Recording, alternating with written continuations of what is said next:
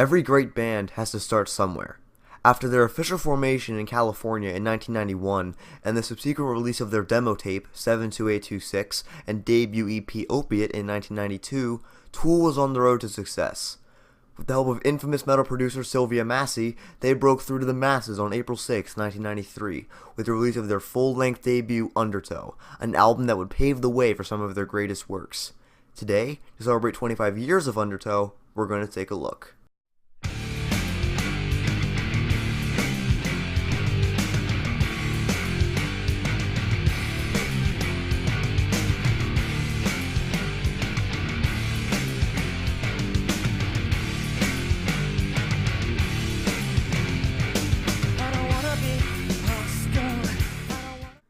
As I'm sure we're all aware, Tool is one of those bands that transcends a lot of musical boundaries for me.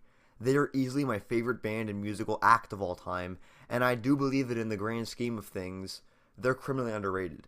You can thrash me for that all you want if you wish, but it's just how I feel. Beginning here is where Tool began to set the ground for everything that would come afterwards.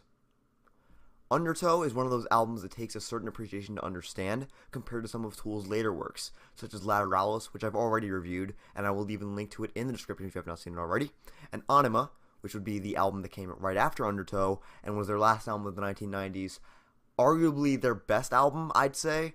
A lot of people would say Lateralis is their best, although I would go with the opinion that Anima is actually their best album. It is probably their best layered. It has a blend of everything in there. And it's just, it's Tool at their peak, you know? And this is coming from a guy who says that every album of theirs is perfect. So, you know. Unfortunately, compared to those two albums, it feels like a very standard and typically sectioned metal album. Now, that's not to rival the album at all, though. Obviously not, because I just said these albums are all perfect, so why would I do that? As the band's first official foray into LPs and long tracks, it definitely encapsulates, can I speak today, its own idea of what defines Tool. I personally feel that with every album, Tool has shown a new type of personality that defines each album on its own and by its own merits. Undertow, which is admittedly their least ambitious and experimental album, gives an insight into Tool's initial aggressive, no punches pulled attitude that was defined so clearly on their previous EP, Opiate. Some of my choice favorite tracks from this album include the title track, Undertow,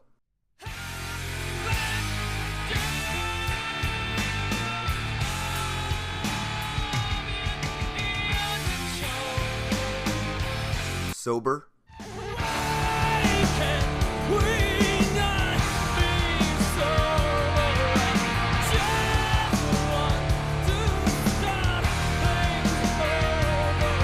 and Swamp Song. Actually, I take that back. Every song on this album is phenomenal. There's a reason I'm giving it an anniversary review, folks. I don't do them for albums I don't consider anything less than amazing. And for me, Undertow is double amazing. It's an underrated work in not only Tool's discography, but in rock music of the 90s itself. I know quite a few Tool fans who haven't listened to anything prior to Anima, and it disappoints me quite a lot. I don't have anything against people who choose not to listen to things or don't like certain things, but I do think that Undertow is worth a shot from everyone. For example, we have to look at some of the things that came off of this album that were not only exclusive to this album, but would also, like I previously stated at the beginning of the review, set the groundwork for everything that would happen with Tool in the future. For example, this is the only full LP, not EP, LP, that features bassist Paul D'Amour, I don't know how to pronounce his name, it's a little weird. He was Tool's original bassist that was hired in 1990 when they formed, and he left the band during the recording sessions for Anima. There are only a few songs that actually have recording parts with him on it. However, he did write a few songs for Anima, including H and Stinkfist. But there are a couple of demos from 1994 that have Paul on them instead of the more famous and more well-known bassist Justin Chancellor, who is their bassist since Anima. And the reason, you know, that the modern Tool songs from like Lateralis and 10,000 Days, they have that significant and self-defining boom to them, you know. Paul's bass on this album is a lot different than the bass that would be seen on Anima, Lateralis, and 10,000 Days. As you can tell, they are two totally different players. On this album, I think we hear Maynard at his most aggressive when it comes to vocals, because overall, you know, he has one of the best voices I've ever heard in music. He can scream, he can reach high pitches, he can hit low pitches, he can do whatever the heck he wants with his voice. I am convinced. This shows some of his most aggressive vocal talents. As, metal has this whole overtone of aggression and like stuff like that.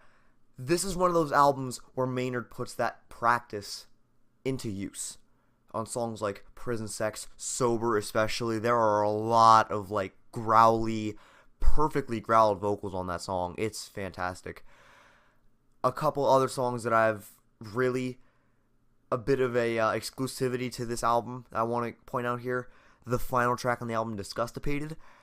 Tool has this little knack here on almost all of their albums. I think it's on every album except for Anima. They have a strange song at the end of it that closes out the album. On Opiate, they have the title track, Opiate, which leads into this like minute-long thing called the Gaping Lotus Experience, which was actually a jam session that they had turned into a song. It's just really goofy. It was intended to be goofy. That's the whole point of it. Undertow has Disgustipated, which I'll explain in a minute. Lateralis has Faip de Oyad, or however you pronounce that. And 10,000 Days has Viginti Trace, or Trey. I don't know how to pronounce that either. It's very, very specific here. Disgustipated is a 15-minute long song, or rather a 6-minute long song with 9 minutes of silence at the end of it, that I really don't know if it's supposed to be advocating for veganism or making fun of it. Tool tends to make fun of everybody. Like, that's the whole thing of their group, is when they make songs about people, they're making fun of everybody. It's not just, hey, we're picking on this one person. Everyone's getting made fun of here.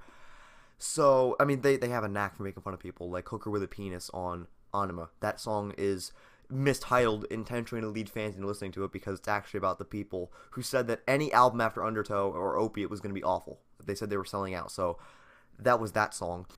Okay, so there's something I forgot to mention here in this video that I think is pretty important about this song. Near the end of the actual song itself, you can hear shotgun rounds being fired. These shotgun rounds are being shot at derelict pianos, upright pianos, that were actually recorded for the song, and producer Sylvia Massey actually caught Maynard shooting the pianos on video. So I'm going to go ahead and show you that video right here. Okay.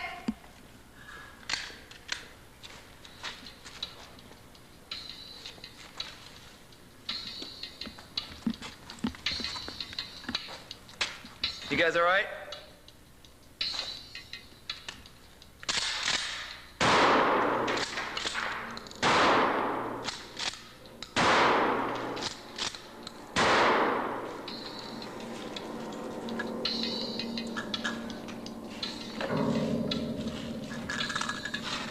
I think that was on. It's on, the click's pretty good. Disgustipated is a song that opens up with this spoken word intro set to like clacking piano keys that are broken and drums. It's really weird. But the thing is, it gives birth to one of the many used Maynard personas. Maynard is a stage actor who has a lot of personas, and this song gave birth to Reverend Maynard, who was a very big character during the Anima tour. He used to perform songs like Eulogy with it. However, this character is used to give this small sermon about how an angel of God took him to see these millions of carrots in a field who are about to be harvested. And he says that for them, it's the Holocaust. So, it's like, basically the whole point of the song is plants and all that and vegetables and fruit, they have souls too. Why are we eating that if they have souls too? Like, really?